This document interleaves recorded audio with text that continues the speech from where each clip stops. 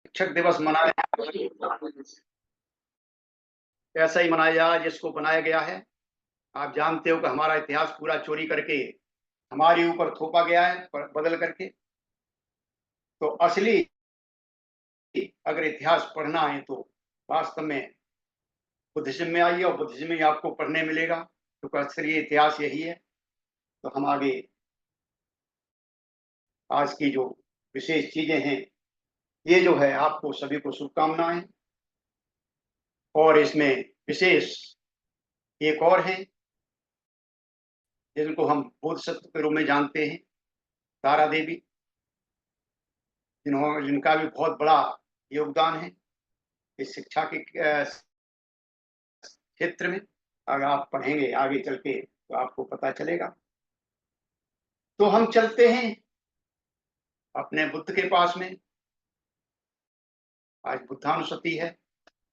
बुद्ध चल रहे थे हम धीरे धीरे, आप लोग सुन रहे हैं काफी दिन से। भव चक्र में हम चल रहे थे।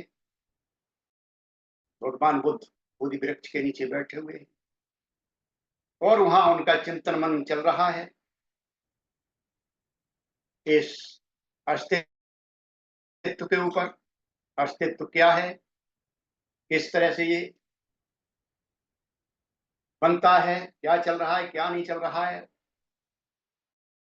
किस लिए आए थे सिद्धार्थ गौतम, अपना परिवार छोड़ के, अपना राज्य छोड़ के, अपना सुख संपत्ति छोड़ के, सब कुछ छोड़ के आए थे। तो आपको वही बताया गया है सब कुछ, तो आप जानते हैं, सभी सुनते आ रहे हैं कि संसार में दुख है, इस जगत के अंदर दुख है। और दुखा, अगर दुख है, कोई चीज है, तो उसका कोई न कोई कारण होगा। अगर ये पृथ्वी चल रही है, इसका भी कोई कारण है। हम इस पृथ्वी पर हैं तो इसका भी कोई न कोई कारण है। हर चीज का कोई न कोई कारण है। तो बुद्ध उसी में तलाश रहे थे। और आप जानते हैं कि इसका जब कारण मिलेगा तो उसका समाधान भी हो सकता है। और जब धीरे धीरे आगे बढ़े बुद्ध, तो फिर वो जो है पहुंचे कि ये दुख का चक्र है पूरा, और इसका हेतु जो तृष्णा है। तृष्णा क्या है, ये हमने बताया, काफी उसमें आया है। तो कहां से आती है, क्या है तृष्णा। तो आप इस समय चल रहे हैं, भव चक्र के चौथे चक्र में चल रहे हैं, जिसको प्रति समुत्पाद या 12 निदान कहा जाता है। और 12 निदान का जो 8वां अंग है वो तृष्णा है, ये हमने बताया था। और तृष्णा ही जो है भव का कारण है। तो आज का जो विषय है वो भव है। तो बुद्ध कहते हैं, मुंच पुरे मुंच पच्छतो मध्य मुंच भवस्य पारगु। मुंच पुरे मुंच पच्छतो मंजे मुच भवस्य पारगु। सबथ विमुक्त मानसो न पुनः जाति जरंग पेहसी।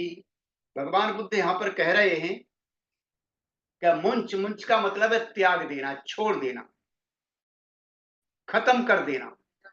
मुंच का मतलब है छोड़ देना, त्याग देना। पुरे, पुरे का मतलब है पूर्व, यानी हमारा अतीत, जो कुछ हम करके आ रहे हैं, जो पीछे हमारा है, जो छूटा है, हम उसमें लिप्त रहते हैं, याद कर करके हम जो है दुखी होते रहते हैं, उसको छोड़ दिया जाता है। तो यहाँ कहते हैं मुंच पुरे, यानी अतीत को छोड़ दीजिए। जो कुछ गुजर गया वो गुजर गया, छूट जाना चाहिए उसे। हम वहां पर जो है आगे बढ़ना है तो हमें इसको छोड़ना ही पड़ेगा। मुंच पच्छतो, पच्छतो का मतलब है आने वाला, यानी जो पीछे आ रहा है। क्या आ रहा है, भविष्य हमारा। तो भविष्य में हम क्या करते हैं, हम अपने प्लानिंग करते रहते हैं। अब ये करना है, अब ये करना है, अब ये करना है, भविष्य की प्लानिंग चलती रहती है। इसको भी छोड़ना पड़ेगा, इसको भी त्यागना है। मध्य मुंच, यानी जो मध्य है हमारा वर्तमान है। भगवान बुद्ध यही तो कहते हैं सब कुछ छोड़ना है आपको, वर्तमान भी, वर्तमान में रहिए, चूंकि आपने जीवन धारण किया है, लेकिन आपको वर्तमान भी छोड़ना पड़ेगा। और इस प्रकार से जब तीनों चीज हम छोड़ देंगे तब क्या होगा, तब हम आगे बढ़ते हैं तो जो है भवस्य पारगु। इस प्रकार से भूत भविष्य और वर्तमान को त्याग करके, छोड़ करके इस भव को पार कर जाइए। जब तक ये तीनों रहेंगे हम जो है भव से पार नहीं हो पाएंगे। भव को पार कर जाइए, त्याग दो, भव को पार हो जाओ। सबत विमुक्त मानसो, मानस जो है, मनुष्य जो है, सभी का त्याग करके, सभी से मुक्त होकर के, सभी से जब मुक्त हो जाता है तब क्या होता है, न पुनः जाति जरंग उपेशी, वो जो है पुनः इस जरा और जाति के चक्कर में नहीं पड़ता। जो व्यक्ति ये सारी चीजें छोड़ देता, भूत भविष्य और वर्तमान को त्याग देता है, वो व्यक्ति जो है इस जाति जरा के चक्कर में नहीं पड़ता। तो ये जो भवस्य है, भव है, हम किस में चल रहे हैं, हम सभी भव में चल रहे हैं। तो आज का विषय क्या है, भव। हाँ, भव चक्र, चक्र क्या है कि ये जो है भव यानी दुनिया, संसार, जगत, और चक्र एक पहिया है जिसमें हम चल रहे हैं। तो हम बताते हुए आ रहे हैं आपको, चक्र के 4 चक्र होते हैं भव चक्र के अंदर। पहला चक्र केंद्र होता है जिसके अंदर लोभ द्वेष अज्ञान रूपी 3 जो हमारी मानसिक कलेश हैं, वो उसमें हम फंसे रहते हैं। दूसरा चक्र हमने बताया आपको, दूसरे चक्र के 2 भाग होते हैं, एक काला भाग होता है, एक श्वेत भाग होता है। काले भाग का मतलब है कि हमारे अंदर लोभ द्वेष अज्ञान की बहुत बहुलता है, तो हमारा पतन होगा। और लोभ द्वेष अज्ञान से अगर हम छूट गए, उनसे हम निकल गए, तो हमारा विकास होगा। तीसरा चक्र में मानव की 6 स्थिति बताई गई है जिस चक्र के अंदर, उसमें जो तीसरे भाग में 6 लोकों के नाम से उसको जाना जाता है। इसमें देवलोक है, असुरलोक है, प्रेतलोक है, नरकलोक है, प्राणी लोक है और मानव लोक है। 6 लोक हैं। और यहां से निकल के अगर हम आगे चलते हैं तब हम आते हैं 12 निदान के अंदर। तो धीरे धीरे करके हमने जो भवचक्र का प्रतीत समुत्पाद जिसको बोला जाता है उस पर हम चले थे। कहां से चले थे, आसव से। आसव के द्वारा अज्ञान पैदा होता है, अविद्या पैदा होती है। और ये आसव कहां से बन रहे हैं हमारे, पिछले तीसरे हफ्ते में हमने बताया था, उपादान। 4 प्रकार के जो उपादान हैं वही जो है आसव में परिवर्तित हो जाते हैं।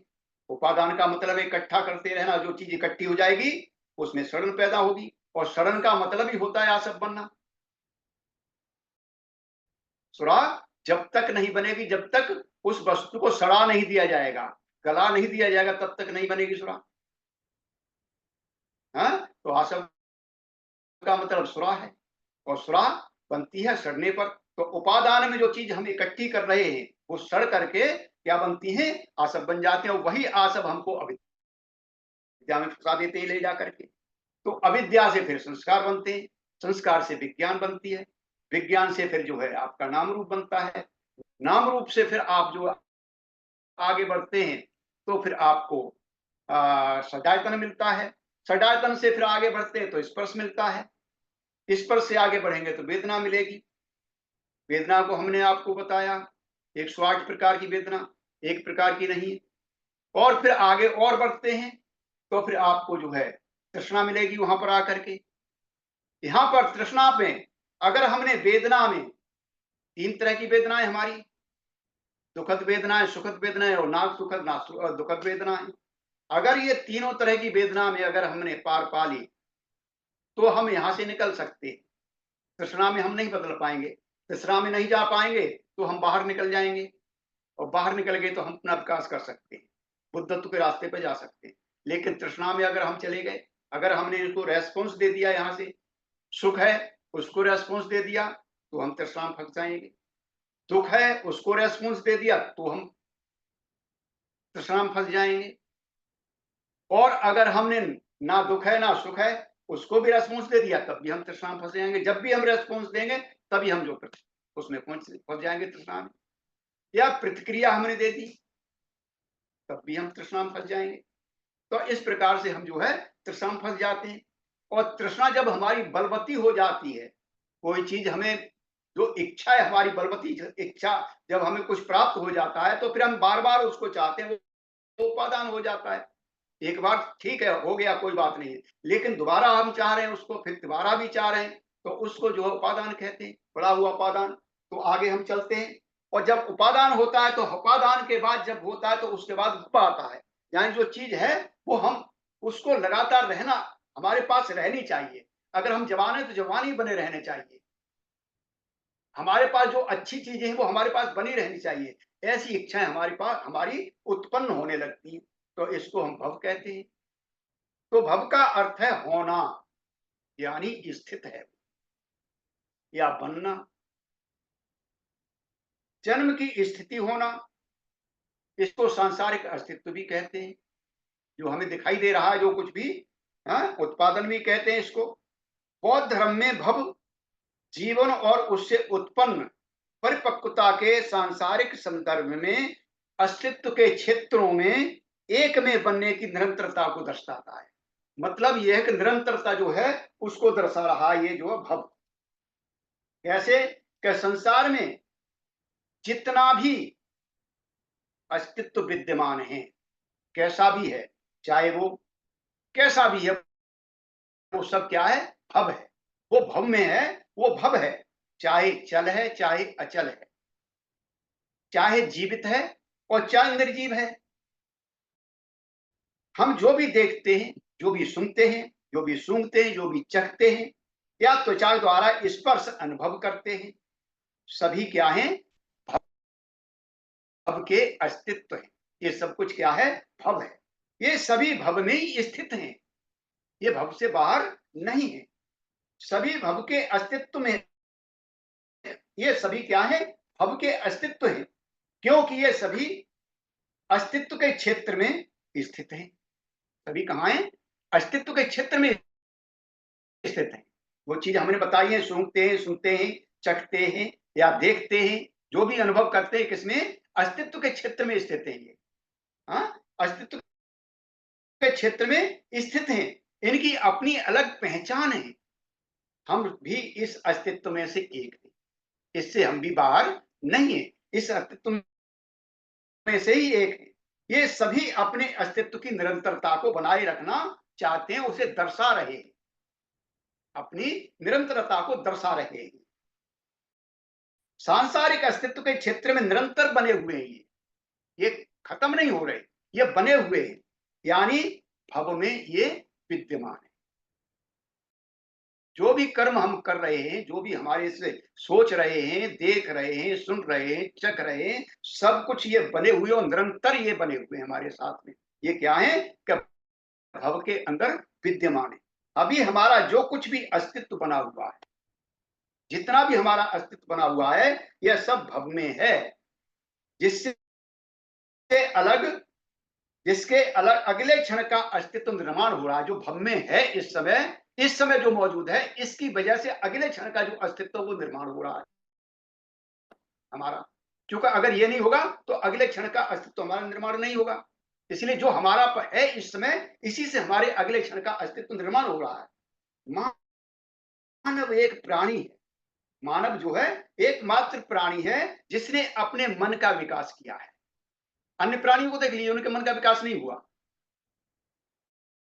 मानव ही एक प्राणी है इस पृथ्वी के ऊपर जिसने अपने मन का विकास किया है और इन तत्वों को समझा है, इन तत्वों को जाना है और आगे बढ़ा है।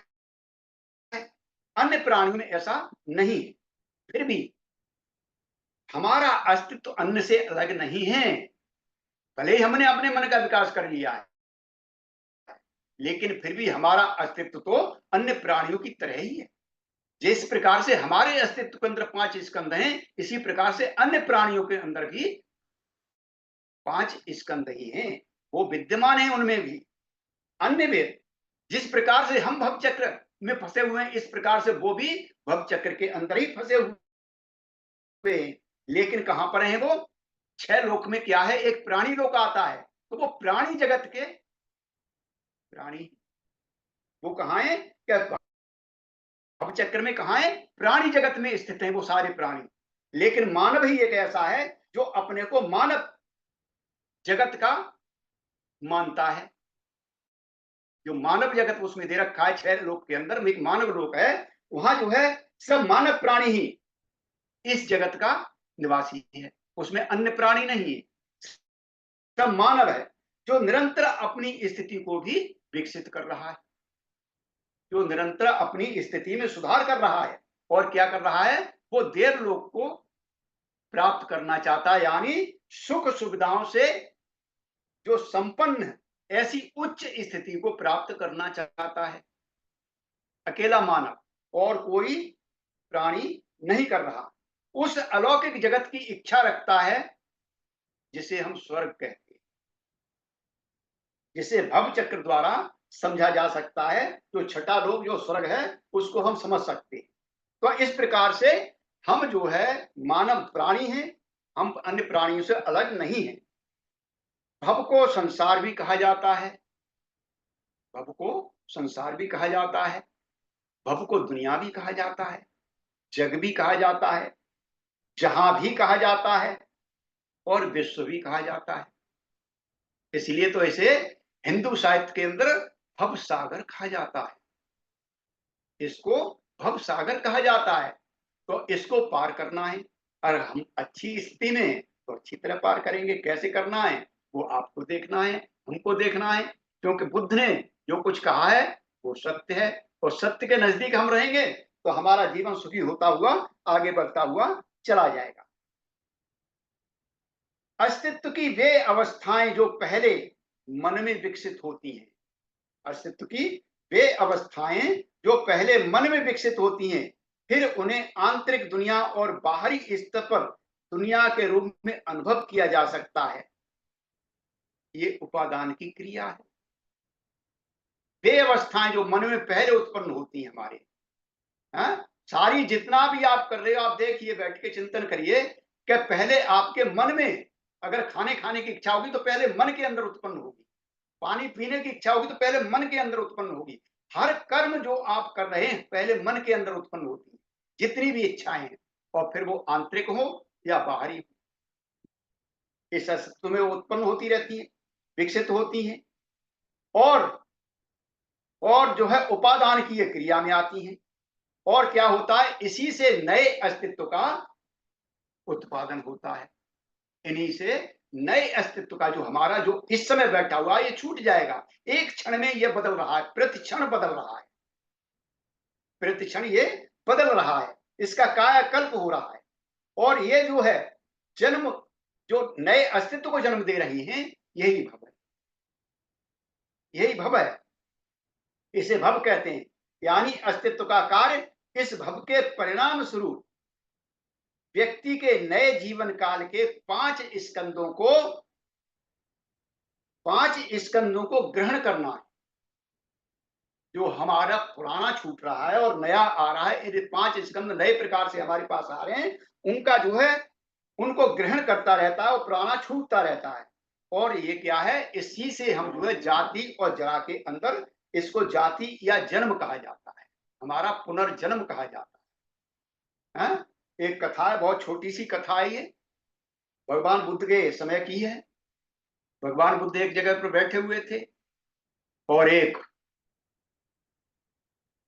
श्रावक आता है भगवान बुद्ध के पास में, और भगवान बुद्ध से कुछ प्रश्न करता है। एक प्रश्न किया उसने और भगवान बुद्ध ने उसका जवाब दे दिया, संतुष्ट हो गया, घर चला गया। फिर दूसरे दिन आता है, भगवान बुद्ध से वही प्रश्न फिर करता है वो। दूसरे दिन आकर के भगवान बुद्ध से वही प्रश्न फिर करता है वो। लेकिन भगवान बुद्ध ने कल कुछ और कहा था, आज कुछ और जवाब दिया उन्होंने। आज उस प्रश्न का कुछ और जवाब दिया। तो वो कहता, भंते जी कल तो आपने ऐसा बताया था, आज ये बता रहे हो, तो कल वाला सही है, आज वाला सही है? तो भगवान बुद्ध कहते हैं कल जो था वो कल के हिसाब से था, आज जो है आज नया है। आज समय बदल गया, स्थान बदल गया, सब कुछ बदल गया, आदमी बदल गया। कल जो तेरे को बता रहा था वो दूसरा था, आज दूसरा बता रहा। तो भगवान बुद्ध ने इतना सूक्ष्म धर्म हमको दिया है, अगर इसको समझना है तो हमें अंदर जाना पड़ेगा, अंदर उतरना पड़ेगा। हाँ, तो ये जो है प्रतिक्षण हमारा बदल रहा, ये नए अस्तित्व को जन्म दे रहा है, इसे भव कहते हैं। ये जो है नए अस्तित्व को लगातार दे रहा है, और ये 5 स्कंदों को ग्रहण कर रहा है, इसी को जाति कहते हैं। और जाति का ये भव जो है जाति का हेतु है, कारण है। जीवन के अस्तित्व की अनगिनत श्रृंखलाएं हैं, जीवन के अस्तित्व की अनगिनत श्रृंखलाएं हैं। और ये बौद्ध धर्म में इसको क्या कहा जाता है, इन श्रृंखलाओं को क्या कहा जाता है, भव चक्र कहा जाता है। अनगिनत श्रृंखलाएं, क्योंकि जीव जगत अनगिनत है, जीव जगत अनगिनत है, इसकी कोई गिनती है नहीं। और उनके अलग अलग प्रकार से उनकी श्रृंखलाएं हैं, उनका जीवन चक्र अलग अलग से है। हमारा जीवन चक्र अलग है, पक्षियों का जीवन चक्र अलग है, कीड़ों का जीवन चक्र अलग है। तो ये श्रृंखलाएं हैं, कोई एक चीज नहीं है, इसमें श्रृंखला है पूरी की पूरी। अगर हम इसको देखें टटोलें थोड़ी सी, तो भगवान बुद्ध यहाँ पर 4 प्रकार के से बताते हैं। जीव की उत्पत्ति 4 प्रकार से बताते हैं। कैसे बताते हैं? पहली बताते हैं वो जरायुज, जिसको बोला जाता है पिंडज, जिसके अंदर सभी स्तनधारी आते हैं। हम जो है उसके अंदर आते हैं जरायुज में, क्योंकि हमारी विकृति हो रही है, हर स्तनधारी की विकृति हो रही है, जरा है। हाँ, जरायुज है हम। जरा जैसे जन्म होगा, हम जरा को प्राप्त होंगे, विकृति को प्राप्त होंगे, हमारी विकृति होती चली जाएगी। दूसरे अंडज हैं, ये पिंडज बोला जाता है हमारा जरायुज को, क्यों? ये पिंड के रूप में पैदा होता है। और दूसरा है अंडज है, अंडे के रूप में पैदा होते हैं, अंडे से पैदा होते हैं। बहुत सारे जीव आप देखते होंगे, आपके आसपास हैं, आपने देखे। तो अंडज है दूसरी श्रृंखला। तीसरी श्रृंखला जो है संस्वेदज है। आजकल वर्षा ऋतु चल रही है, बारिश होती है, छोटे छोटे गड्ढों में पानी भर जाता है, उसमें जीव पैदा हो जाता है। किससे हो जाता है? आर्द्रता से। आर्द्रता से जीव पैदा हो जाता है। तो इस प्रकार से तीसरी श्रृंखला वो है, वो कैसे पैदा हो रहे, वो भी एक श्रृंखला है। और चौथी श्रृंखला इसके अंदर औपपातिक, जहां कुछ भी नहीं वहां भी पैदा हो जाता है जीव। हाँ, लकड़ी में जो कीड़ा लग जाता है, आप अपने घर में अनाज इकट्ठा करते हो, अनाज में कीड़ा लग जाता है, उसमें कोई कीड़ा नहीं होता, लग जाता है, अकस्मात लग जाते हैं। तो इस प्रकार से ये श्रृंखलाएं हैं जिनको हमें देखना है। तो भगवान बुद्ध यहाँ पर कहते हैं कि अनगिनत श्रृंखलाएं हैं। बौद्ध धर्म में इन श्रृंखलाओं को ही क्या कहा गया है? भव चक्र कहा गया है। इस श्रृंखला के अंदर ही तो फंसे हुए हैं बुद्ध, सिद्धार्थ गौतम इसी श्रृंखला में तो फंसे हुए थे। कैसे निकला जाए इस श्रृंखला में से? तभी तो पहले कहा दिया है कि मुंच पुरे मुंच पक्ष तो मध्य मुंच भवस्य पारु। तभी तो कहा था वहां पर कि जो पिछला गया है उसको त्याग दो, खत्म कर दो, छोड़ दो। जो आने वाला है उसको भी त्याग दो, उसे भी छोड़ दो, उसे भी खत्म कर दो। कोई चिंता मत करो क्या आएगा क्या नहीं आएगा। और जो इस समय स्थित है ये भी स्थिर रहने वाला नहीं है, इसको भी छोड़ दीजिए, इसे भी त्याग दीजिए। और जब ये आप त्याग देंगे, तीनों को त्याग देंगे, तब आप इस भव से पार हो सकते हैं, भव को पार हो जाएगी। अगर आप में कहीं भी लेस मात्र भी अगर आपके इनसे जुड़ाव रह गया तीनों से, तो इस भव को पार नहीं कर पाएंगे, इस संसार को पार नहीं कर पाएंगे। और ये भव ही जो भव है, यही हमारे पुनर्जन्म का कारण बन रहा है। प्रतिक्षण हमारा पुनर्जन्म हो रहा है, और पुनर्जन्म की जो सिद्धांत की व्याख्या ये कर रहा है, यही तो व्याख्या कर रहा है। 10वां अंग है ये प्रतिसमुत्पाद का। हाँ, 10वां ये निदान है प्रतिसमुत्पाद का। अतः बौद्ध धर्म में पुनर्जन्म या भव के संदर्भ में यही समझा जा सकता है। बौद्ध धर्म में कोई कहे कि ये पुनर्जन्म होता है नहीं होता है, बहुत हमारे साथी भी पुनर्जन्म के उसके चक्कर में पड़े हुए हैं।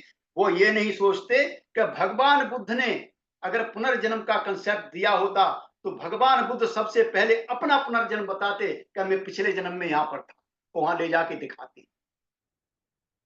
भगवान बुद्ध ने कहीं भी पुनर्जन्म का कंसेप्ट नहीं दिया। पुनर्जन्म का कंसेप्ट ये तीसरी और चौथी और 5वीं शताब्दी के बाद आया है। भगवान बुद्ध के करीब करीब 800-900 साल बाद ये कंसेप्ट आया है पुनर्जन्म का। उनका इसका था पुनर्भव का कंसेप्ट था। पुनर्भव जो हमारा निरंतर चल रहा है। भव शब्द मात्र बौद्ध साहित्य में ही मिलता है। अब तो खैर मिल जाएगा आपको, उपनिषदों में मिल जाएगा, लेकिन पहले ये बौद्ध साहित्य का ही शब्द है और कहीं का नहीं। प्रथमतः जाति यानी शरीर धारण कहते हैं जाति को, अथवा पंच स्कंदों से सम्मिलित प्रभाव को जाति नाम से पुकारते हैं। जो हमारे 5 स्कंद हैं, रूप स्कंद,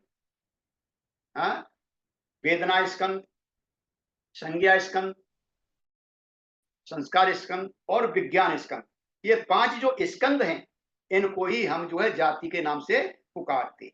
ये हमारे अंदर मौजूद है। जाति का भव से होता है, अगर भव नहीं होगा तो जाति नहीं होगी। भव से होता है और भव को उन कर्मों के अर्थ में समझ सकते हैं जिनके कारण पुनर्जन्म होता है। यानी जो भव है, भव को कर्म के अर्थों में भी जाना जाता है जिसके कारण ये हमारा पुनर्जन्म हो रहा है। पूर्व जन्म की अविद्या, पहले बताया गया पूर्व जन्म की अविद्या। पूर्व जन्म क्या है? जो हमारा गया हुआ है मुझे पुरे, मुंज पुरे, यानी पुराना जो पीछे चला गया हमारा, वो क्या है? हमारा पुनर्जन्म है।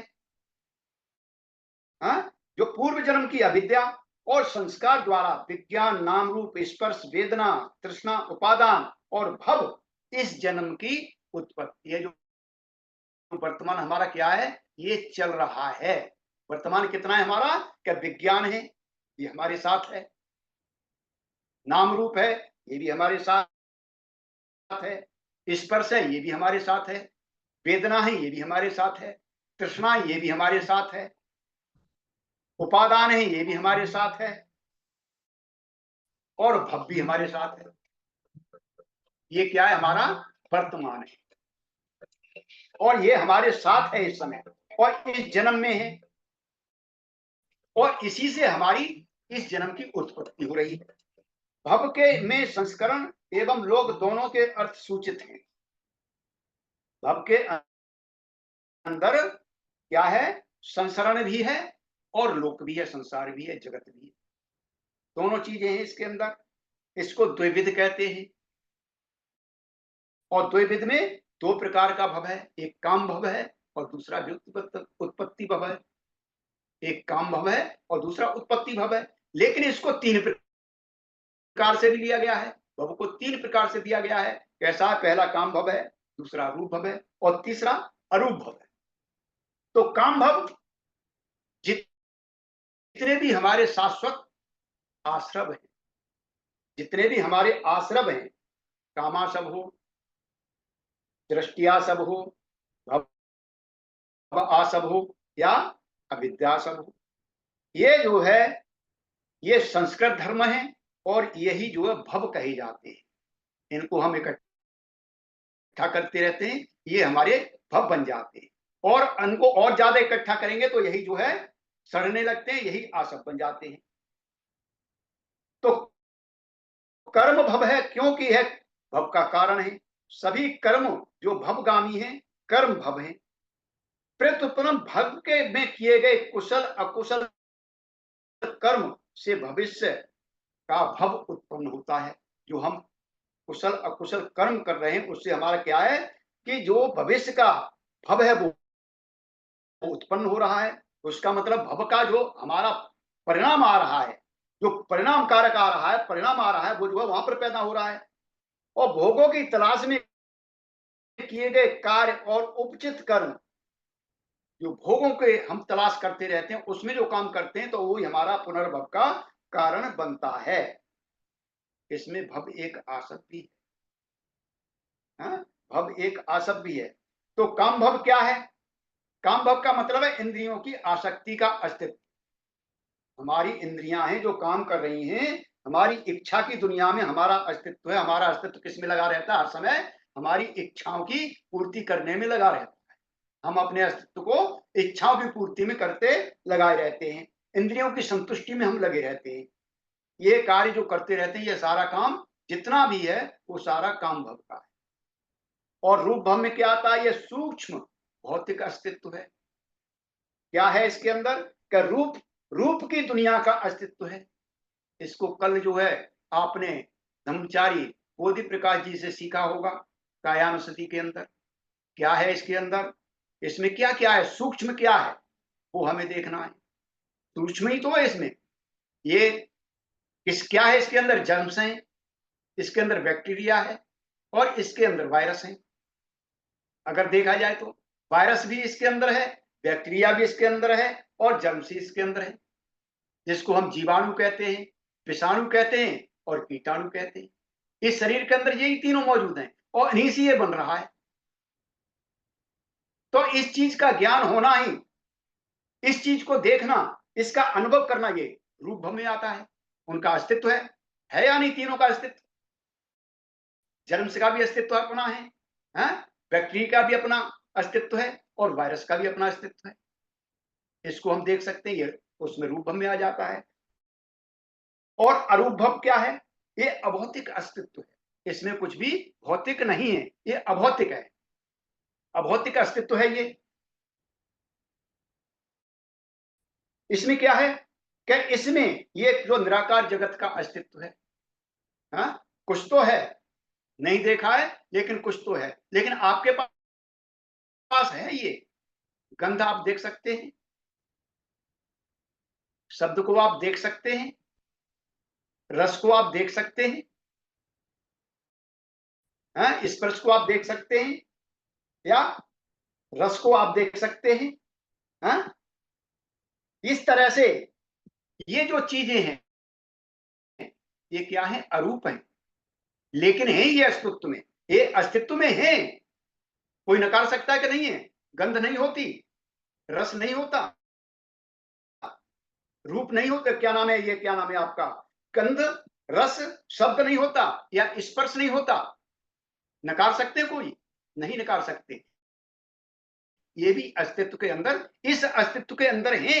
ये अभौतिक है, ये अभौतिक है, बहुत सूक्ष्म है, ये अरूप है, इनका कोई रूप नहीं है और ना ही इनका रूप कोई बना सकता है। ये क्या है? अरूप है। तो ये सारे किसके? अरूप भव में है। ये भी हमारे साथ लगे हुए हैं। तो ये तीन जो भव हैं आपके, काम भव, रूप भव और अरूप भव। तो तथागत के दर्शन में भव का निरूपण आत्मा आदि के संस्करण को आश्रय नहीं देता। यानी जो तथागत ने भव का जो निरूपण किया है, भव का जो उन्होंने ये समझाया है, दर्शन दिया है, उसको हम आत्मा नहीं कह सकते। लेकिन दूसरे धर्मों के अंदर इसको आत्मा माना गया है, इसको रूह माना गया है, इसको पता नहीं क्या क्या नाम दिया गया है और वो परमानेंट है। लेकिन भगवान बुद्ध का यहाँ पर परमानेंट कुछ भी नहीं है। यहाँ भव निरोध की देशना होती है। भव का निरोध करिए, भव को उखाड़िए। विरोधी की तो हो रही है यहाँ पर, उसको समझ करके भव को तोड़ने की हो रही है, इसको खत्म करने की हो रही है। लेकिन वहां भव के स्थित करने की होती है देशना, यहाँ भव को तोड़ने की होती है। प्रतीत समुत्पाद का मनन होता है, चिंतन होता है। बौद्ध धर्म में अनात्म अध्रुव भव कहा गया है। इसका कोई ये आत्म नहीं है, कोई परमानेंट नहीं है, शाश्वत नहीं है। भव जो है ये क्या है? अरूप है, अस्थिर है, अध्रुव है, स्थिर नहीं है। ये हर समय परिवर्तित हो रहा है। यहाँ आत्मा का अस्तित्व नहीं है। यहाँ भव के कर्मों के अनुसार पुनर्भव स्वीकार किया गया है। अगर आप भव में हैं तो आपका पुनर्भव हो रहा है, प्रतिक्षण पुनर्भव हो रहा है, आपका अस्तित्व बदल रहा है। अगर ऐसे आप प्रतिक्षण नहीं देख सकते तो आप अपना आकलन 10 साल पीछे चले जाइए, आप अपना आकलन कर लीजिए। आपकी उस समय क्या पोजीशन थी, आपकी शरीर कैसा था, आपका चेहरा कैसा था, आपकी चाल कैसी थी, आपकी बोली कैसी थी, आपकी स्थिति कैसी थी, और आज आपकी स्थिति कैसी है, आपका शरीर कैसा है, आपकी बोली कैसी है, आपकी चाल ढाल कैसी है, रहन सहन कैसा है, आप कोशिश कर लीजिए। तो ये परिवर्तन है। भगवान बुद्ध इसको कहते हैं पुनर्भव। हमारा क्या हो रहा है, पुनर्भव हो रहा है, प्रतिक्षण हो रहा है। ये प्रतिक्षण हम स्वीकार नहीं कर सकते, देख नहीं सकते हैं, तो थोड़ा लंबा करके देख लीजिए तो हमें इसका पता चल जाएगा। ये जो पुनर्भव स्वीकार किया गया है, पुनर्जन्म नहीं, क्योंकि बौद्ध धर्म में कोई नित्य या ध्रुव, कोई आत्मा नहीं है। ऐसा कोई भी पदार्थ नहीं भगवान बुद्ध ने बताया कि जो स्थिर हो, जिसको आप स्थिर समझ रहे हो। आज आया प्लेटिनम, कल तक सोना था, गोल्ड था, लेकिन आज प्लेटिनम आ गया है, लेकिन वो भी स्थिर नहीं है, वो भी क्षरण हो रहा है, उसका वो भी खत्म हो रहा है। जो जो भी आप धातु देखेंगे उसका क्षरण हो रहा, कोई भी स्थिर रहने वाला नहीं है। भगवान बुद्ध यही कह रहे हैं कि कोई भी ध्रुव पदार्थ नहीं है, और आत्मा के अभाव में भी पुनर्भव स्वीकार है, पुनर्भव संभव है। अगर आत्मा नहीं है तब भी हमारा पुनर्भव हो सकता है, इसलिए आत्मा की जरूरत नहीं है। किस प्रकार से कि यहाँ पर आप देखते हैं, किसी नदी के किनारे गए हैं, आप गए होंगे तो आपने वहां देखा होगा जो पानी चल रहा है, पानी चल रहा है, क्या वही पानी होता है? पानी प्रतिक्षण बदल रहा है, लेकिन नदी वही है। इसी प्रकार से दीपक आपके घर में जलता है, लौ लगातार जल रही है, प्रकाश आपको मिल रहा है, क्या लौ वही है जो एक क्षण पहले थी? नहीं है, वो बदल गई। क्यों बदल गई? कि वो खत्म हो गई, जल के खत्म हो गई, दूसरी आ गई, दूसरी उसने स्थानापन्न कर दिया। जो पहले थी उसकी जगह दूसरी आ गई। इसी प्रकार से हमारा ये शरीर, ये अस्तित्व प्रतिक्षण बदल रहा है, भव से पुनर्भव हो रहा है, प्रतिक्षण बदल रहा है। जो अभी था वो एक क्षण बाद नहीं आपको दिखाई देगा, वो बदल गया पूरी तरह से। जो मैंने आपको कथा सुनाई थी भगवान बुद्ध की, वही थी। भगवान बुद्ध ने बहुत सूक्ष्म धर्म दिया है, तो हम यहाँ पर इसको देख सकते हैं। दीप शिखा के हिसाब से भी समझा जा सकता है। यह प्रक्रिया हर अस्तित्व में देखते हैं, कोई एक में नहीं। हर अस्तित्व, जो भी आप अस्तित्व आपके सामने, चाहे वो चल है, चाहे अचल है, चाहे जीव, चाहे वो जीवित है, चाहे वो निर्जीव है, किसी में भी आप देख सकते हो। यह प्रक्रिया हर अस्तित्व के अंदर है। जो भी आप अस्तित्व देख रहे हो, सबके अंदर ये समान हिसाब से दिखाई देती है। और हर चीज जो परिवर्तनशील है, ये जो है प्रतिक्षण बदल रहा है, मगर जो है हमें एक जैसा दिखाई देता है। थोड़ा सा और, परम पावन दलाई लामा जी ने उपदिष्ट करते हुए कहा कि बौद्ध लोग किसी एक सृष्टिकर्ता की उपस्थिति स्वीकार नहीं करते, वे स्वसृष्टि अपनाना ठीक समझते हैं। स्वसृष्टि यानी हम जो कर रहे हैं उस सृष्टि को मानते हैं बौद्ध लोग। वो जो है किसी परमात्मा या ईश्वर को नहीं मानते, स्वीकार नहीं करते अपना। अतः सृष्टिकर्ता व्यक्ति नहीं होता, तब तक प्रतिकूल परिणाम ही सामने आएंगे, जो वांछित परिणाम नहीं हो सकते होंगे। दलाई लामा जी कह रहे हैं कि अगर हम जो है इसमें मानव को नहीं लाएंगे, अगर मानव को नहीं लाएंगे तो परिणाम हमारे सही नहीं आएंगे। और यही कारण है कि आज जो है आप देख रहे हो कि विकृति समाज में कितनी आ चुकी है। लोग ईश्वर के पीछे पड़े हुए हैं, जो चीज है ही नहीं। अगर हम अपने अस्तित्व को समझते कि यही अस्तित्व है और इसको संभाला जा सकता है, तो हम संभाल करके जिस चीज की हम अपेक्षा करते हैं कि हमें स्वर्ग लोक मिले, हम देव लोक के वासी हों, वो यहाँ पर स्थित हो सकता है। भगवान बुद्ध ने क्या कहा है, कालाम सूत्र के अंदर 4 आश्वासन दिए हैं। वहां पर भगवान बुद्ध ने कालामों के कहे, कालामो, ये मैंने जो बातें आपको बताई हैं, अगर इस पर आपने गौर कर लिया, इस पर आप चले गए, इनका आपने अपने जीवन में आचरण कर लिया, तो मैं आपको 4 आश्वासन देता हूं कि अगर कहीं पर स्वर्ग है तो आप स्वर्ग में जाएंगे। पहला आश्वासन। दूसरा आश्वासन उन्होंने दिया है कि अगर स्वर्ग नहीं है तो आप इसी पृथ्वी पर स्वर्ग स्थापित कर लेंगे, यही पृथ्वी पर आप जो है स्वर्ग बना लेंगे। तीसरा स्थापन उन्होंने दिया है आश्वासन कि आपका जीवन जो है स्वर्गमय हो जाएगा, आप देव बन जाएंगे।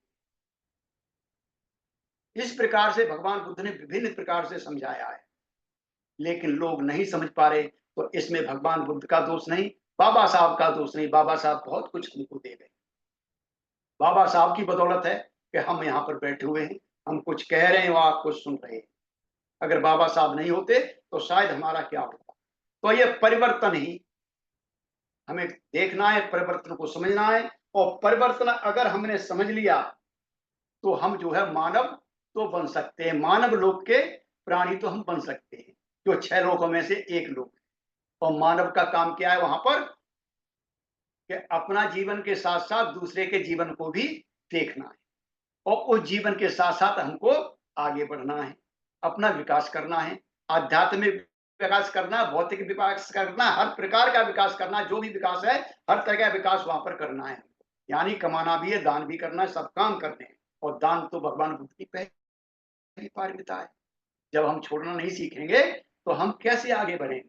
और भगवान बुद्ध यहाँ भी कह रहे हैं, हाँ? मुंच पुरे मुंच पक्ष तो मध्य मुंच भवस्य पार को। यहाँ भी तो कह रहे भगवान बुद्ध कि छोड़िए, जब तक आप छोड़ेंगे नहीं तब तक आप जो है इस भव को पार नहीं कर सकते। इस भव को पार करना है तो हमें छोड़ना ही पड़ेगा। घर भी छोड़ना पड़ेगा, शिविरों में जाना पड़ेगा, हमको पैसा भी छोड़ना पड़ेगा, दान करना पड़ेगा, पहली पारमिता हमको करनी पड़ेगी। तो इस प्रकार से हम जो है इस भव को पार कर सकते हैं। कुछ बातें और रह गई हैं, अगले हफ्ते देखेंगे। तब तक के लिए जय भीम, नमो बुद्धाय।